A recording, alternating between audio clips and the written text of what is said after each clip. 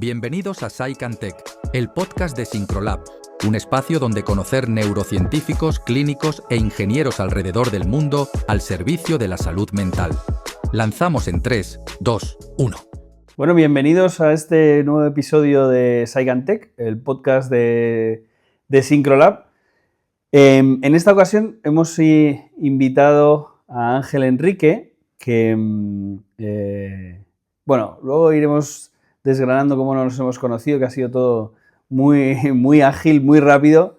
Ángel Enrique lleva 10 años, es psicólogo, es doctor en psicología y lleva más de 10 años trabajando en salud mental digital, es decir, en cómo desarrollar productos digitales para el tratamiento de pacientes en salud mental, y es de los pioneros en esto, en España y en el mundo. Ángel, a mí me gusta que los invitados se presenten como ellos consideren. No me gusta presentar todo tu currículum, pero si nos dices en unas pinceladas a qué te estás dedicando ahora mismo y cuál ha sido tu trayectoria en este campo, estaría guay. Genial. Pues nada, primero que nada quería darte las gracias, Nacho, por invitarme al podcast. La verdad que estoy muy contento por poder estar aquí y haber venido a Madrid, incluso que me has invitado. Ha sido, como tú dices, muy apasionado también ágil, todo, muy ágil como nos hemos conocido y cómo he llegado hasta aquí. Y bueno, simplemente a modo de introducción para que sepáis quién soy, pues como tú bien dices, soy psicólogo de licenciatura en la Universidad Joan Miró de Castellón. Y bueno, pues a partir de ahí, cuando terminé la licenciatura, ya empecé con el máster y el doctorado, y hice el doctorado en el Laboratorio de Psicología y Tecnología de la Joan Miró de Castellón, dirigido por la catedrática Cristina Botella, que también tenía estaba en Castellón y también en Valencia, en la UV, que lo dirige actualmente la catedrática Rosa María Baños. Y bueno, ellas fueron muy pioneras en lo que era todo lo que era aplicación de tecnología a salud mental, ¿no? Es decir, tecnologías que conocemos y tecnologías que nunca verán la luz, ¿no? Ahí estaba todo. Y bueno, pues yo entré un poco de rebote. Mi idea era hacer psicología clínica, ¿no? Pero bueno, pues se abrió la posibilidad de doctorado después de haber hecho un año de asistente de investigación y todo, pues se abrió la posibilidad de hacer el doctorado, y sin conocer muy bien lo que era el tema de este tipo de tecnologías aplicadas a salud mental, siempre con una actitud muy curiosa, porque eso es verdad que sí que me caracteriza, ¿no? Siempre he ido como, pues no sé, siempre me ha movido mucho el querer saber un poquito más. Y bueno, pues en 2013 gané una beca predoctoral, y eso es lo que me permitió pues hacer el doctorado en la Joan Miró, ¿no? Y bueno, ahí realmente fui, pues eso, ¿no? Hice de todo, pues como todos los que han hecho... Como todos doctorandos. Exactamente, ¿no? Pero bueno, la verdad es que fue una época muy bonita por los compañeros con los que tuve, todo lo que tuve la oportunidad de hacer, pues obviamente en lo que es dar clases en la universidad, en diferentes asignaturas, luego también el poder hacer, allí tenían el servicio de asistencia psicológica, por tanto también veíamos pacientes, y luego tenías la pata de investigación donde colaborabas en todos los proyectos que habían y luego hacías lo tuyo, ¿no? Entonces era como, si te quedaba tiempo, trabajabas en tu proyecto. Y bueno, pues la verdad es que trabajando muchísimo, pero aprendiendo muchísimo. Creo que he tenido la fortuna de rodearme siempre de gente muy buena, ¿sabes? En cuanto a mis directoras de tesis, los compañeros con los que he colaborado, he trabajado, y eso me ha permitido avanzar mucho, ¿no? Y pues bueno, toda esa época en la universidad, y en 2017, a las puertas del abismo, final de beca. ¿Qué voy a hacer con mi vida? La postdoc era como muy difícil, me pongo a optar a plazas, y entonces sale una oportunidad en una empresa que se llamaba Silver Cloud Health, de la cual no tenía mucha idea, pero bueno, era como postdoctoral researcher, y entrabas allí y además estabas vinculado al Trinity College Dublin, ¿no? La Universidad de Trinity. Y bueno, entonces pues yo lancé el currículum sin ningún tipo de esperanza, y pues tuve la fortuna de poder entrar en Silver Cloud, y desde ahí empezó mi carrera en industria, sin saber que había en industria en ese momento, ¿no? Porque cuando hablamos en 2017, que tampoco parece que sea tanto atrás, pero en este mundo, 2017, en lo que es Digital Mental Health, es una eternidad, ¿no? Estamos hablando absoluta. De que no había nada en ese momento, ¿no? Y un poco... Syncrolab se fundó en el 15. En el 15. En el 15 nos miraban así como raro, hablando de tratamientos digitales, claro, inteligencia artificial en salud mental y tal, o sea que sí. Pero, ¿y Silver Cloud? O sea, porque sigues en Silver Cloud. Sí. Bueno, fue adquirida por Amwell, pero Silver Cloud es una compañía que era una startup en ese momento. Bueno, ya no era una startup, muy startup, ¿no? Pero sí era una compañía muy reciente que se dedicaba precisamente a desarrollar tratamientos digitales para la salud mental, exclusivamente. Sí, ¿no? sí. Y sigue en esa línea. Exacto. En ese sentido, nosotros desarrollamos, lo que tú dices, somos un desarrollador de terapias digitales para salud mental y cubrimos un gran rango de problemáticas. Sí que es verdad que depresión y ansiedad es como nuestros programas principales, ¿no? Y los que nos han permitido realmente lo que es establecernos y consolidarlos en mercados como el mercado británico dentro del NHS, en Reino Unido, en el sistema de salud, y luego escalar a otros mercados como como Estados Unidos, como Irlanda, y luego también tenemos presencia en otros países como Sudáfrica, Australia. Y bueno, yo en este transcurso, digamos que, pues te decía, ¿no? Que yo entré como postdoctoral researcher, un rol así como más de investigador, pero directamente yo ya a la piscina me mandan a hacer implementation trainings, pues irte pues eso, ¿no? A trabajar con los customers para ver cómo implementar la plataforma, entender los patient journeys, y ya pues me metí sin saber lo que estaba haciendo en la que era más la parte más aplicada, la parte más de implementación, de entender que más allá de un producto hay un contexto que es lo que realmente hace que tu producto funcione, ¿no? Y pues en estos roles he ido creciendo desde postdoctoral researcher a digital health scientist, que es como un término más fancy de lo que es investigador postdoc, pero un poquito más avanzado, ¿no?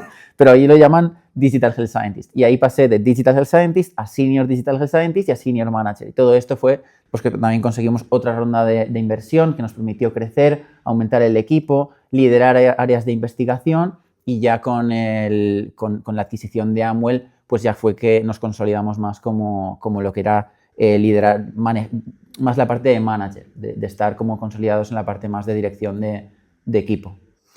Oye, pero si te parece, bueno, o sea, Silver Cloud ahora mismo es un bicho, es decir, o sea, es una compañía que luego hablaremos de números, sí. Pero está teniendo un impacto y ha tenido un impacto muy significativo en la NHS. Nos comentabas antes de cómo la NHS está adquiriendo y está distribuyendo salud mental digital de una manera casi ya cada vez más, no mainstream, pero sí cada vez más generalizada, ¿no? Pero vamos a los comienzos. Y a mí es que esto, ya sabes que me gusta mucho tu experiencia al inicio, de cómo fue el inicio, ¿no? Ya sé que no fue Peer Therapeutics, que tú ya venías de todo un background de la universidad, de estar analizando tratamientos digitales y nada, pero Peer Therapeutics, que es una de las compañías más famosas dentro del sector, tú tuviste algo que ver de manera importante con uno de sus productos, ¿no? Es decir, que cuéntanos un poco cómo fue esa experiencia de trabajar para una de las compañías más famosas dentro del sector de los Digital Therapeutics. Sí, pues bueno, básicamente durante el doctorado ya sabes que puedes hacer estancias de investigación, y yo pues fui a hacer una estancia de investigación en el Behavioral Health Technology Lab, que está en la Universidad de Virginia, y está dirigida por el profesor Lee Ritterband, que es el director del grupo de investigación, y básicamente ellos desarrollaron lo que era el programa que luego adquirió Pear, ¿no? Es decir, el programa se llamaba Share-Eye, que es el programa para el tratamiento del insomnio, un programa autoaplicado digital, y la verdad es que, claro, estamos hablando del año 2015, hace ahora mismo 10 años, y a mí es un programa que realmente me ayudó a ver, dentro de que yo ya lo veía, ¿no? el potencial que tenían esas tecnologías, pero yo vi en Share-Eye un producto como más avanzado para la época, ¿no? Porque lo que yo venía de ver en la universidad, en ese momento, cuando trabajaba en Labsitec y todo, pues eran programas como un poquito más rudimentarios, que hacíamos todo en casa, ¿no? Es decir, tanto lo que era la experiencia de usuario, el desarrollo de contenidos, todo lo hacíamos nosotros, ¿no? Y entonces, y lo que había visto incluso en Australia por algún compañero que había estado, que trabajaban con dibujos como dibujos animados, ¿no? Pero un poco todo mucho más fijo. Y de repente, en este programa en Share-Eye tienen una experiencia mucho más responsive, ¿no? Es como más adaptada y tratando de responder a lo que el usuario iba haciendo en la plataforma. Además, es como completamente autoaplicado hasta entonces y se sabe que los digital therapeutics funcionan mejor si tienen el apoyo de un clínico. Es decir, si son como... Eso tenemos que hablar luego, ¿eh? Uh-huh. Pues nosotros, y Silver Cloud se fundamenta en ese modelo, es decir, apoyado por un clínico. Sharai era completamente autoaplicado. Y claro, yo era como, ostras, si funciona igual, ¿no? O sea, y los outcomes que tenía Sharai eran muy buenos, muy potentes, un programa muy estructurado. Y lo que me llamó la atención es que estos programas, ¿no? como los nuestros, se estructuran en módulos, ¿no? Módulos que tienen diferentes componentes terapéuticos y normalmente todos los programas, por lo menos los que yo he conocido, tienen una parte que son como personal stories, ¿no? Todos los programas tienen una parte que digamos que pone, le da forma, ¿no? a las cosas que están pasando en el programa. Pues si estoy explicando qué es la depresión, pues te cuento el caso, ¿no? de un paciente depresivo que tiene estos síntomas y que utiliza la plataforma de esta manera. Eso es algo que nosotros también utilizábamos, que sabemos que se utilizaba, pero Sharai tenía grabaciones como de película, o sea, con una calidad tremenda, en el que tú veías la historia personal de un paciente y cómo iba utilizando la herramienta. Sí. De esa persona. Sí, una especie de documental partido en trozos de que cada módulo iba siendo su historia, pero como con una calidad videográfica, o sea, de película. Parecía una película. O sea, muy bien montado. Y claro, eso digamos que te permitía meterte mucho más en entender, ¿no? En ver un paciente con esa problemática y cómo la plataforma le ayudaba, y no solo eso, sino cómo tenía dificultades a la hora de poner en práctica, ¿no? todo lo que iba haciendo la plataforma. O sea, en las funcionalidades que tenía. Y bueno, la verdad es que yo aquí vi pues mucho potencial en cuanto a cómo un programa muy bien pensado, muy bien estructurado, de corta duración, 6 módulos, ¿no? podía resultar en unos outcomes tan potentes. Estamos hablando de una aplicación que en ese momento, siendo completamente autoaplicada, generaba tamaños del efecto, ¿no? Estadísticos, es decir, los efectos del programa eran incluso superiores a muchas versiones con apoyo. Entonces, claro, era como, ostras, esto es muy potente, ¿no? Y bueno, pues yo ahí trabajé en la adaptación española de ese programa. Y yo lo adapté al español y bueno, luego empezamos a hacer un piloto en España. Realmente luego no terminamos de trabajarlo más y se quedó un poco en estudio de cajón. Pero bueno, yo pues me siento muy afortunado de haber podido colaborar y conocer de primera mano un producto que luego ha tenido tanto éxito. Claro, luego esa versión o ese producto que está diseñado en ese laboratorio lo compra Peer Therapeutics, exacto, ¿no? Le compra la patente sí, para ponerla en el mercado, ¿no? Pero Peer Therapeutics pues, se ha pegado un buen leñazo después de invertir muchísimo dinero, esto lo hemos comentado antes, ¿no? ¿Por qué crees tú que después de tener grandes productos, como bien has descrito, llegan al mercado y se pegan un leñazo? Uh-huh. O sea, ¿qué crees tú que les faltó?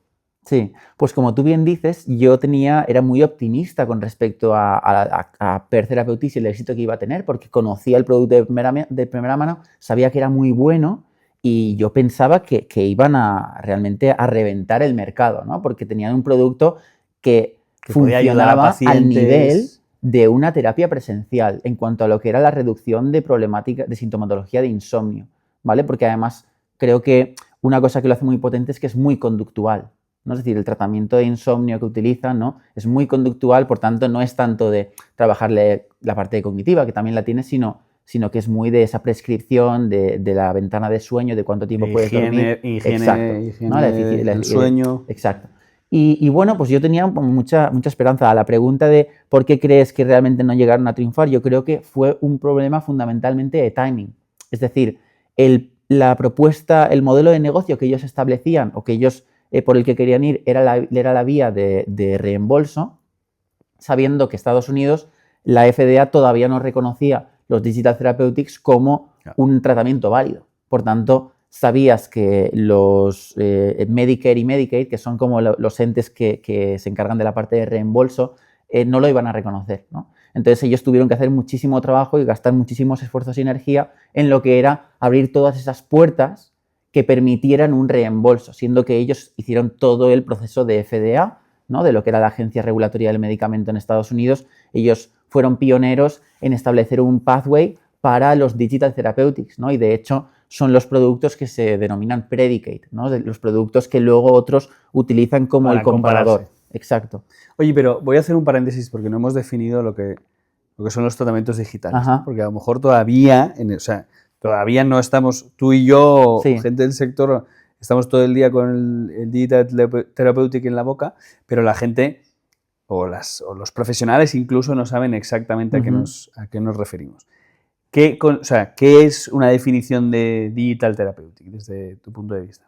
Pues un digital therapeutics es un tratamiento médico dirigido a través de tecnologías, dirigido a la prevención, el manejo o el tratamiento de problemáticas médicas, ¿no? Podemos pensar en ello como si fuera una app en el teléfono, puede ser un software que tú instales en el ordenador o puede ser un videojuego que tenga como finalidad el tratamiento de una patología médica, ¿no? Puede ser, en el caso de salud mental sabemos que está muy establecido para el tratamiento de la depresión, de ansiedad y diferentes problemáticas, pero fundamentalmente es el uso de la tecnología para la mejora, ¿no? Tecnología digital a través de software y apps para la mejora de sintomatología clínica.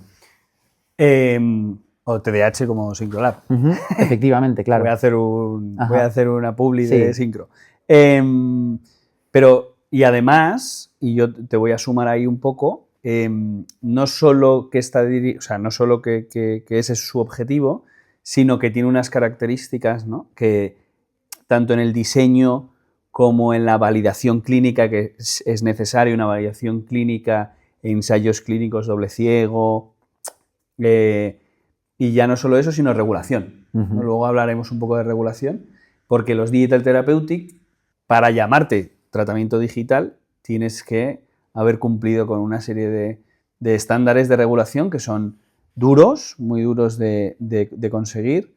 En nuestro caso hemos conseguido clase 2A, pero vosotros también tenéis Silver Cloud, también tienen sus marcados CEs, y para que los profesionales tengan la confianza y la seguridad de que están tratando esas patologías de una manera eficaz, tienes que pasar por una serie de regulaciones que tú eres un experto además, luego nos contarás, que son muy duras, ¿no? En ese sentido, tú tienes o has formado parte como autor de más de 70 papers. Eres el responsable un poco también dentro de Silver Cloud de la evidencia que tienen estos tratamientos. Preguntas, ¿son realmente eficaces estos tratamientos? ¿No? Que es lo primero que te pregunta un profesional. Pero a ver, ¿son realmente eficaces para el tratamiento, en vuestro caso, de ansiedad y de depresión? Y la respuesta es un rotundo sí.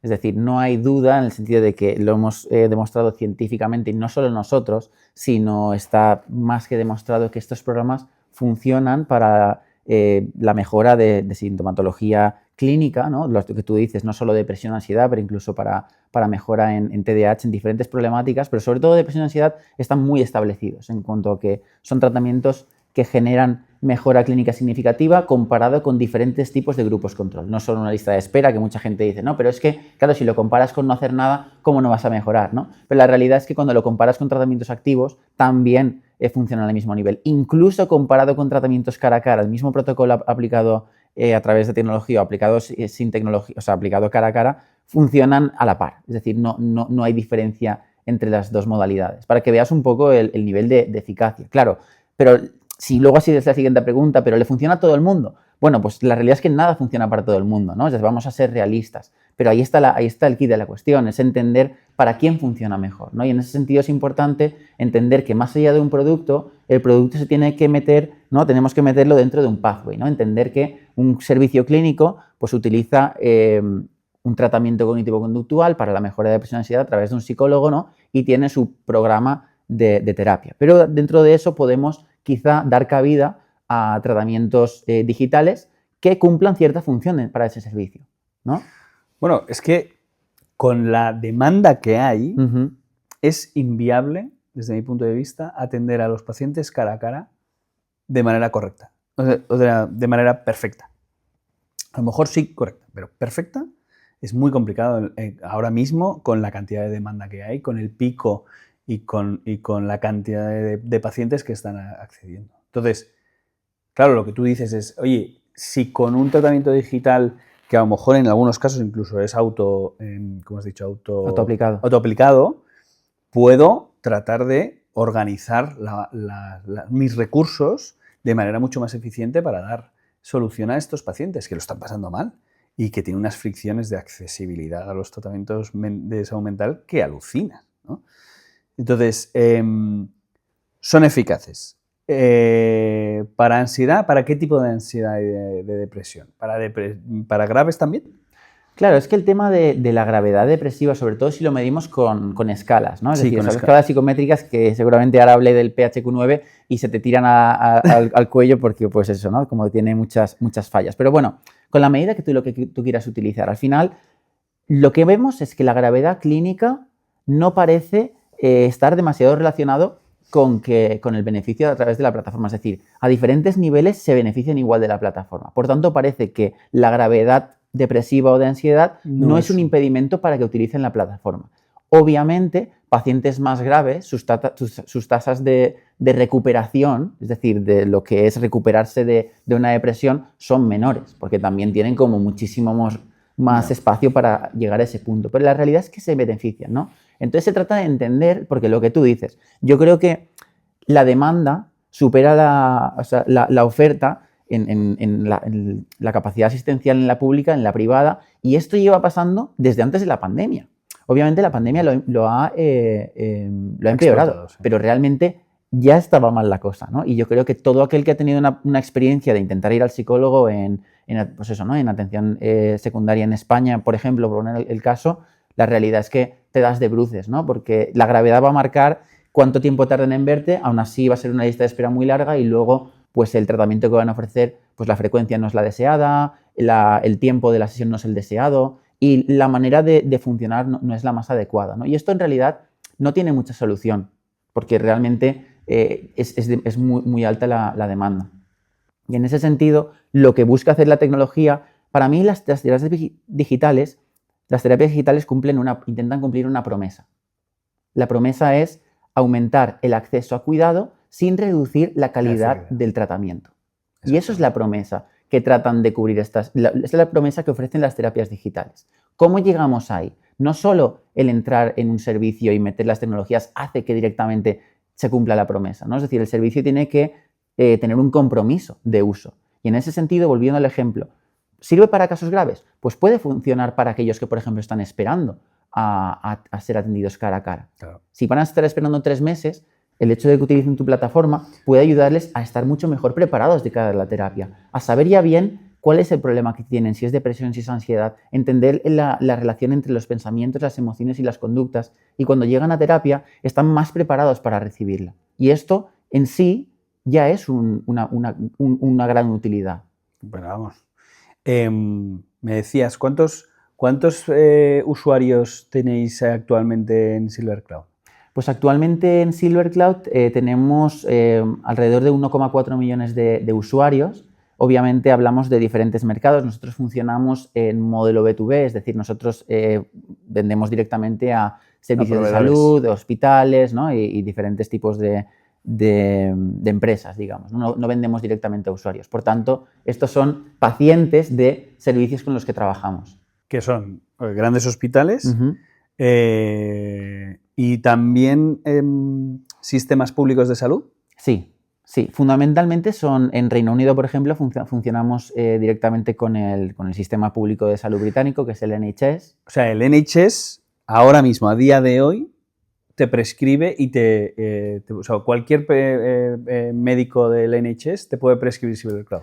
Sí, allí no funciona tan directamente de que el médico tenga la capacidad de prescribir, sino que el médico pertenece a un hospital y este hospital es con el que tú estableces un convenio, ¿vale? Entonces, digamos que si el hospital tiene el convenio con Silver Cloud en este caso, pues el médico va a poder prescribir nuestro programa. Pero cualquier médico público que tenga ese convenio con vosotros podría hacerlo completamente. Sí, nosotros estamos integrados dentro de lo que son los registros los de los clinical records y por tanto desde ahí pueden prescribir directamente una licencia de nuestra plataforma. Qué bueno.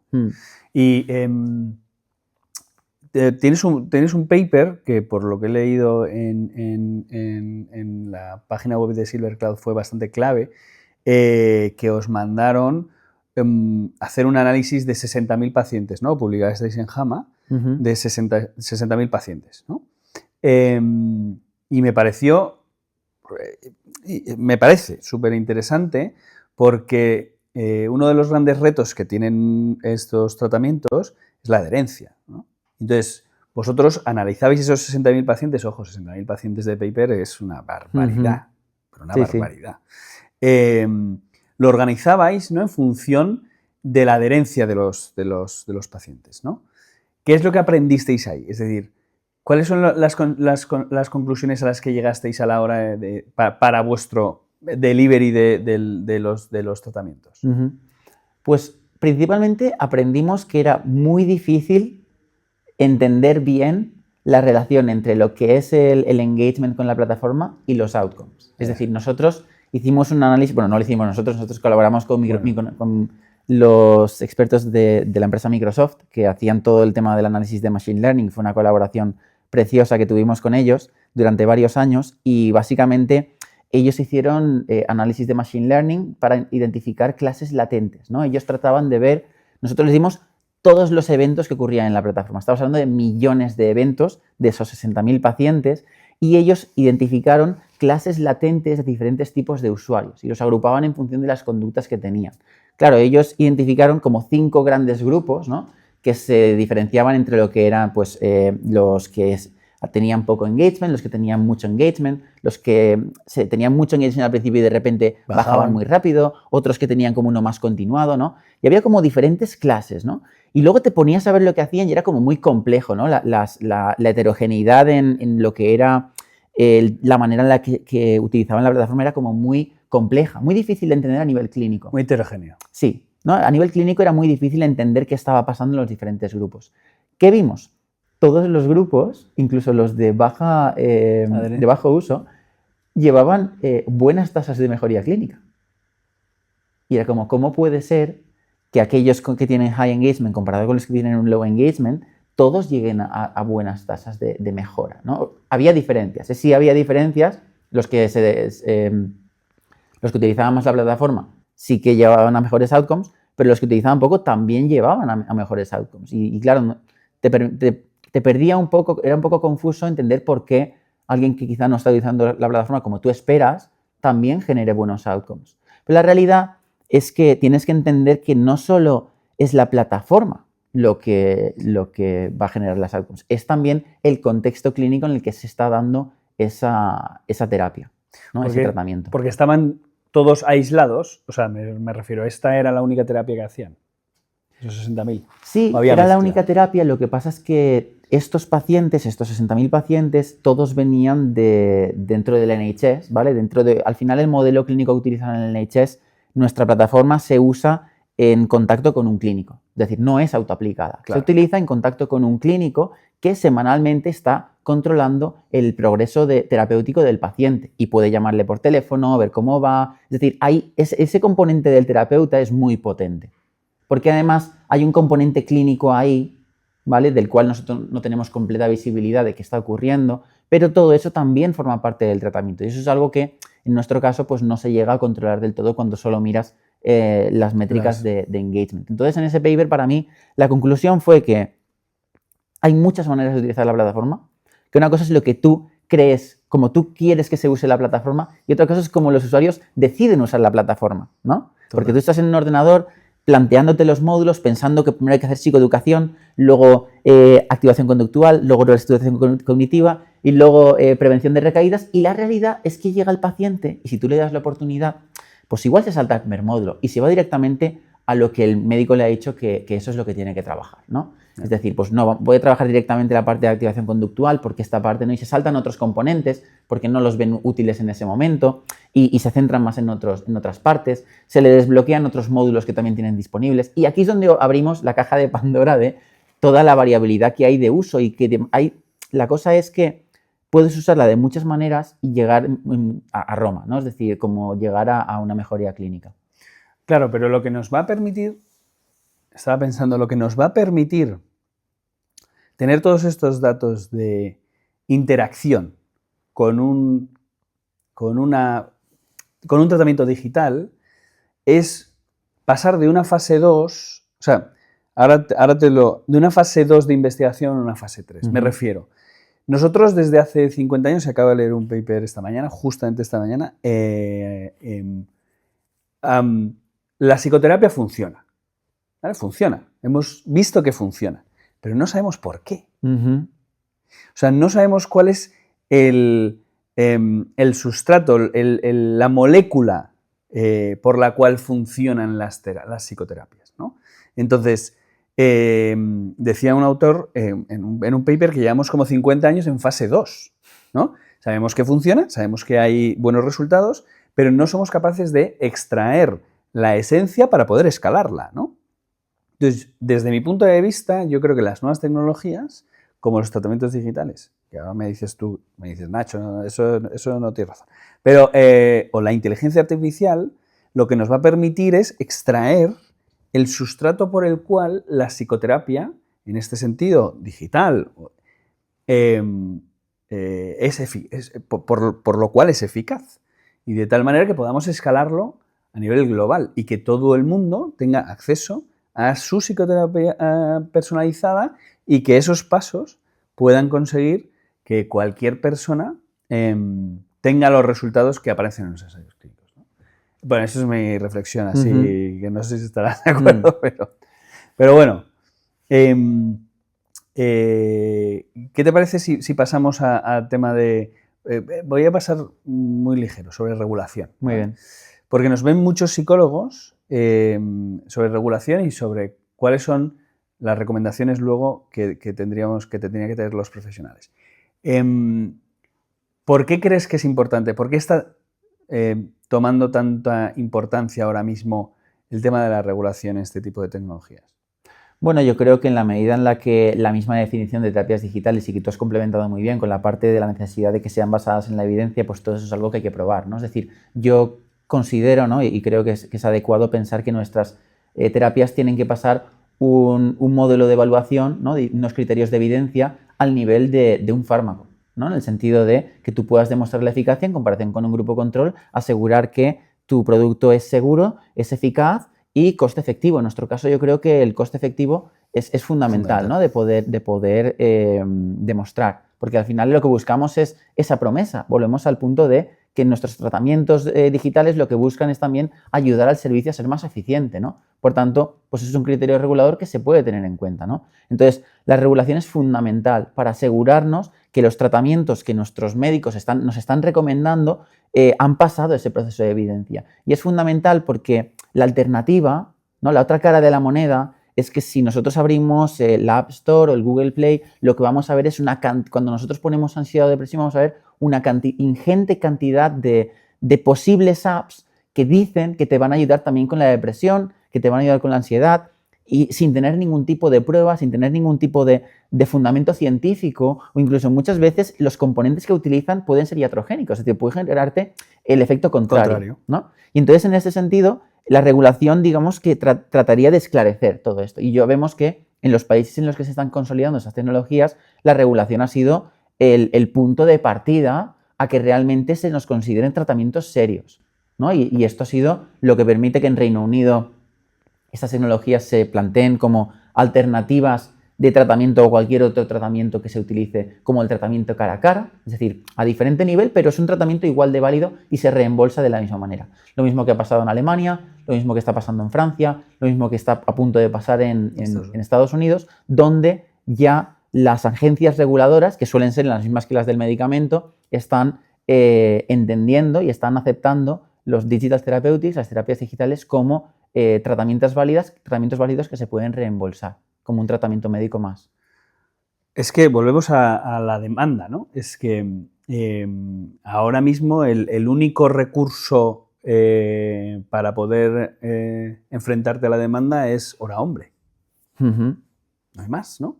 Entonces, los psicólogos clínicos y los psiquiatras tienen, desde mi punto de vista, los tratamientos digitales un aliado para poder ofrecer a los pacientes alternativas y poder ofrecer a los pacientes más allá de, oye, es que no una lista de espera, ¿no? Como decías antes.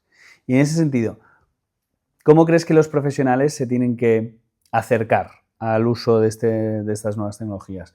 En Inglaterra están más avanzados, pero si yo fuese un psicólogo clínico que está en un servicio ahora mismo en un hospital en La Fe o en el Ramón y Cajal en La Paz, si yo te pregunto, oye Ángel, ¿cómo hago yo para poder prescribir esto o qué crees que en qué me tengo que formar?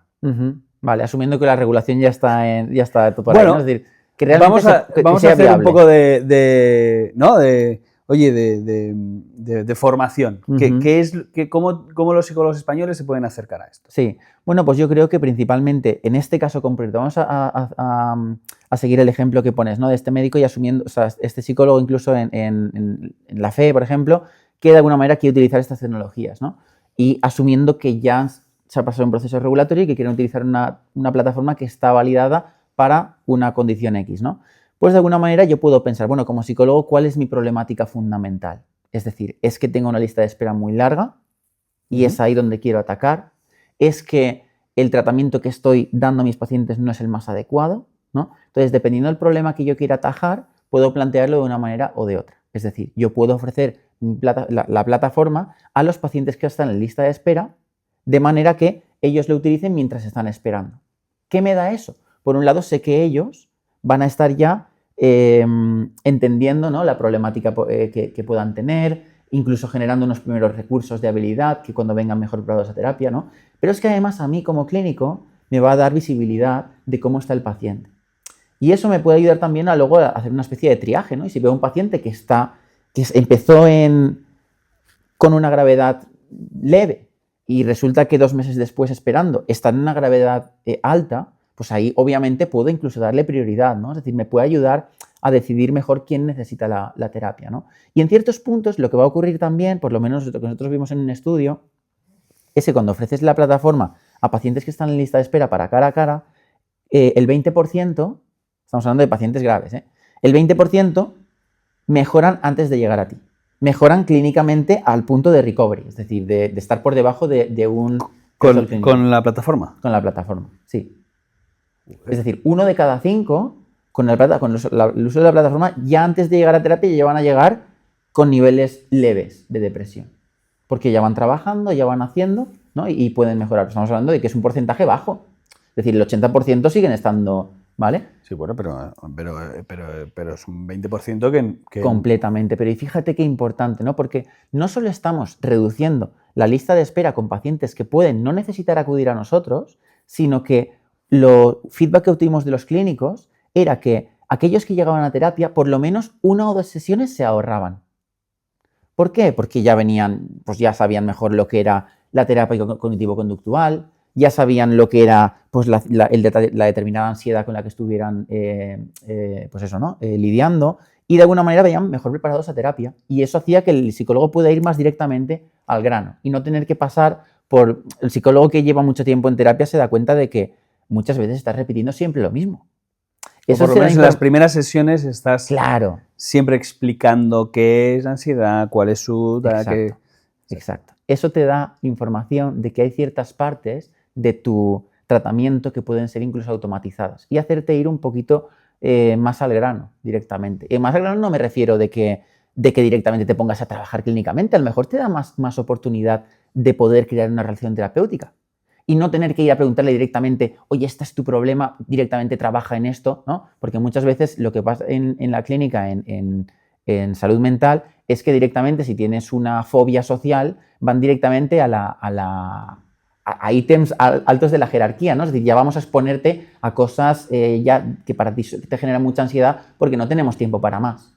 Entonces, claro, si de repente yo he reducido mi lista de espera un poco y con este paciente tengo un poquito más de margen y además ya viene sabiendo lo que es la curva de la ansiedad, pues eso me va a permitir a mí mucho más explayarme un poquito más en entender su problemática, en ver cómo ayudarlo. Es decir, fíjate, ¿no? ¿Qué dos puntos de valor tan importantes puede ofrecer aquí esta terapia? Claro, o sea, ganas tiempo, ¿no? Una de las quejas que es de los profesionales que es no tengo tiempo o no me da tiempo a trabajar de una manera adecuada con mis pacientes. Exacto. O sea, los tratamientos digitales te dan tiempo para trabajar con ellos. Esto, ¿cómo, o sea, ¿cómo habéis medido vosotros dentro de SilverCloud el uso de los datos por parte de los profesionales? Porque los profesionales andan locos. O sea, sus agendas son de infierno, no tienen tiempo para estar, tienen un minuto para rellenar un informe. ¿Cómo medís, o sea, cómo veis vosotros la relación que tienen los profesionales con los datos que les ofrecéis? Porque me imagino que reportes, evolución, etcétera, que también nosotros se lo ofrecemos a nuestros psicólogos. ¿Cuál es la relación que ves que tienen los profesionales con ese valor o supuesto valor que les ofrecéis? ¿Lo valoran o no? En nuestro caso, por ejemplo, en los mercados en los que trabajamos lo valoran y mucho.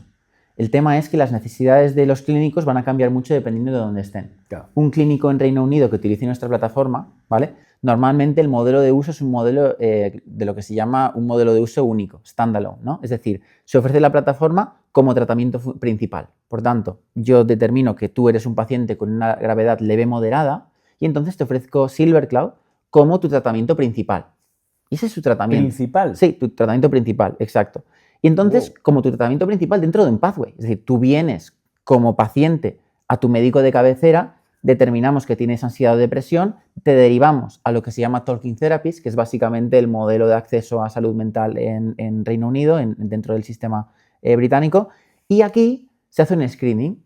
Y si tú tienes una gravedad leve moderada, lo primero que te dan es acceso a una plataforma como SilverCloud o puede ser otro tipo de intervenciones, sí, no necesariamente digital. Pero digamos que tu tratamiento va a ser nuestra plataforma, en nuestro caso, apoyada por un clínico, que semanalmente va a ver el progreso a través de la plataforma.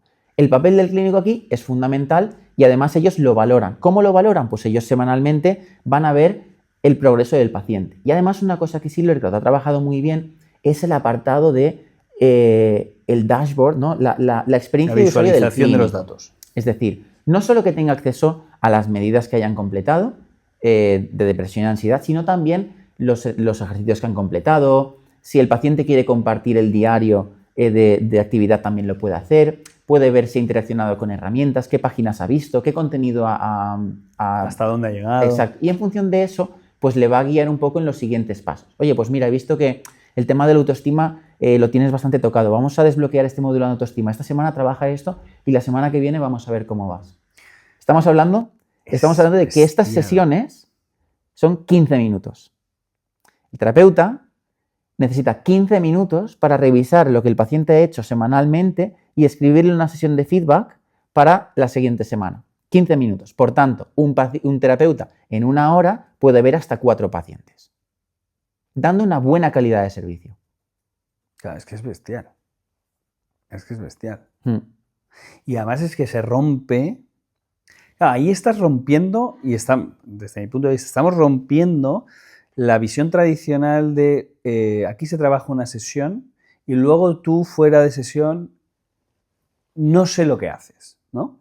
Que es una de las cosas que a mí como clínico me explotaba la cabeza, ¿no? Es decir, oye, a mí me estás pidiendo resultados por 1 hora a la semana, pero yo te tengo que tratar de mandar actividades y que yo sepa qué está sucediendo, porque si no, no tengo el control de la intervención, ¿no? Y eso empodera tanto al paciente como al profesional, porque al paciente le estás dando muchas herramientas para que él se pueda manejar de una manera menos etérea que antiguamente, ¿no? O que anteriormente. Y al profesional le estás dando un control de su trabajo, de su propio trabajo, ¿no? Fuera de la sesión presencial. Para mí es, creo que el futuro de los tratamientos digitales, soy un believer total, pero creo que los psicólogos van a tener que utilizar sí o sí tratamientos. No sé cuál es tu opinión sobre el futuro de los digital therapeutics en psicología clínica y en psiquiatría.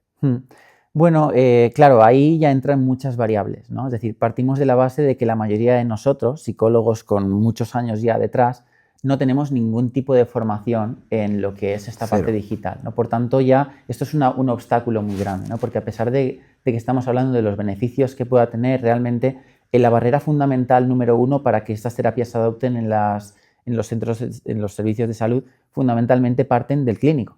El clínico es la primer agente que se opone a que se utilicen esta clase de tecnologías, porque hay una creencia fundamental de que el paciente siempre va a mejorar más o siempre va a ser mejor ofrecerle una terapia presencial. No estoy diciendo que no sea cierto, pero la realidad es que tampoco está demostrado, ¿vale? No está demostrado necesariamente que siempre vaya a funcionar mejor un tratamiento cara a cara que uno digital. Por tanto, eso es un escollo que es difícil, ¿no? Es decir, yo creo que todo eso va a llevar mucho tiempo. Entonces, ¿cuál es el futuro? El futuro es que esas terapias van a formar parte de los tratamientos habituales, no me cabe ninguna duda, pero creo que va a ser algo generacional en cuanto a la aceptación, que eso, cuán aceptado esté, ¿no? Dentro de todo ese progreso, lo que sí veo es que los sistemas de salud que están abiertos a la innovación van a forzar un poco la mano a que los clínicos empiecen a utilizar estas tecnologías, ¿no? Y no lo digo a malas, lo digo en el sentido de que, pues obviamente, el clínico ya tiene su trabajo, suelen, pues lo que tú dices, con grandes cargas, grandes listas de espera, ¿no? Niveles de estrés altos, y de repente, muchas veces digital, ¿no? Las terapias nuestras son como algo añadido, es como ahora encima esto, ¿no? Entonces, claro, tengo que dar de alta al paciente aquí. No sé. Claro, y yo creo que hay que entender mucho esa parte de donde viene el clínico y entender cuáles son sus necesidades también. No solo las necesidades del paciente, cuáles son las necesidades del clínico. ¿Cómo cree el clínico que estas terapias pueden ayudarle en su trabajo con los pacientes?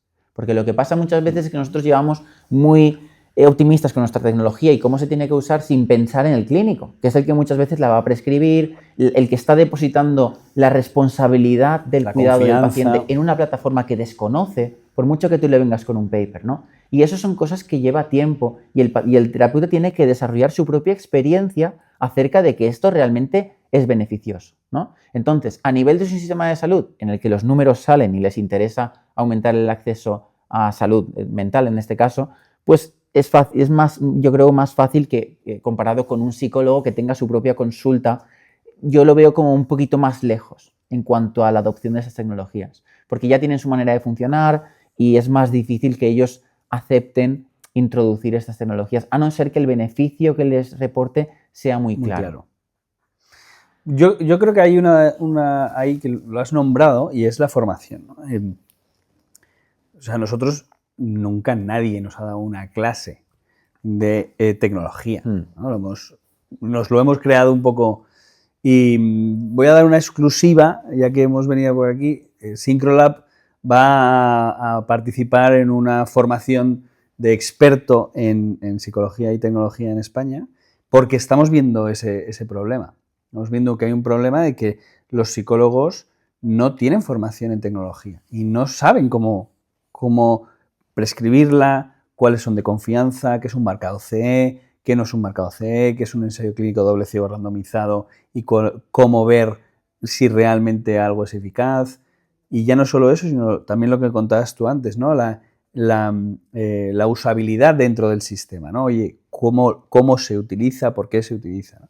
Entonces, yo creo que la formación es una de las barreras que tradicionalmente o en los últimos años estamos viendo. Y yo creo que poco a poco se irán creando, no sé si licenciaturas, pero sí que ya hay universidades y centros de especialización que están viendo que hay una necesidad de que los psicólogos puedan utilizar tecnología, ¿no? Y sí, estoy de acuerdo contigo que serán las estructuras las que forzarán un poco el sistema por eso, porque hay beneficios a la hora de manejar la demanda, ¿no? Bueno, yo creo que lo vamos a dejar. Tengo aquí 5 o 6 preguntas más que no nos va a dar tiempo, pero haremos un segundo episodio. Perfecto. Hacemos un segundo episodio y terminamos de comentar todas estas preguntas que tengo aquí y que se nos han quedado en el tintero. Oye, Ángel, un placerazo. Muchísimas gracias por venir. Espero que nos sigamos viendo habitualmente, que haya un segundo episodio y esta es tu casa. Pues Nacho, te tomo la palabra para esa segunda invitación porque la verdad que me ha encantado. Yo soy muy friki de esto, o sea que me encanta poder compartir y poder pues, aportar mi granito de arena e incluso generar un poco de debate, ¿no? En este sentido. He disfrutado mucho la charla y ojalá que nos volvamos a ver pronto. A ver si la segunda nos tomamos una paella en Valencia. Venga, va, que ahora hago buenas paellas. Venga. Pues nada, hasta aquí este episodio de Saigan Tech. Os esperamos en el próximo. Podéis compartirlo en todas nuestras redes. Y hasta entonces, muchas gracias.